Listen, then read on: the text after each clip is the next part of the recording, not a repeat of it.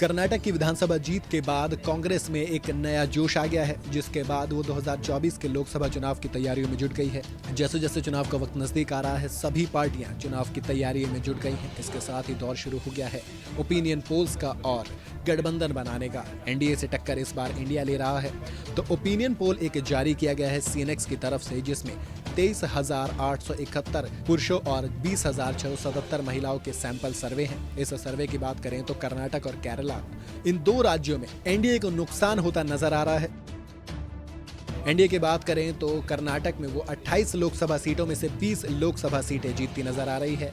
India की बात करें तो उसके खाते में 7 सीटें जाती नजर आ रही हुई। जेडीएस के खाते में 1 सीट जाती नजर आ रही है। कर्नाटक की इन 28 लोकसभा सीटों की अगर वोट शेयर की बात करें तो बीजेपी के खाते में 47% वोट जाता दिख रहा है और कांग्रेस के खाते में 40% वोट जाने का अनुमान है। तो वहीं जेडीएस के खाते में 9% वोट जाने का अनुमान है।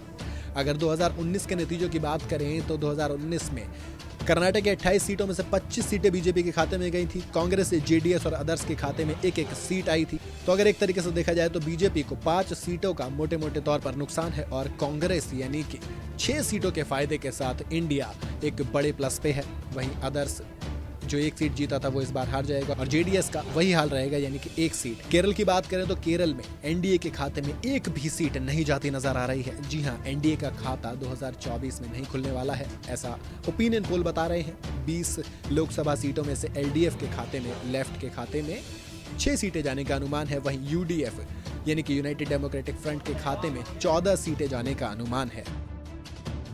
वोट परसेंटेज की बात करें तो केरल में बीजेपी के खाते में 11% वोट जाने का अनुमान है। तो वहीं एलडीएफ के खाते में 41% वोट जाने का अनुमान है। तो वहीं यूडीएफ के पास 47% वोट जाने का अनुमान है। केरल के अगर हम 20 सीटों के 2019 के नतीजों की बात करें तो बीजेपी का खाता पिछली बार यानी कि 2019 के लोकसभा चुनाव में वहां पर नहीं खुला था। एलडीएफ के खाते में 1 सीट आई थी। तो वहीं यूडीएफ ने 19 सीटें जीती थी 20 में से।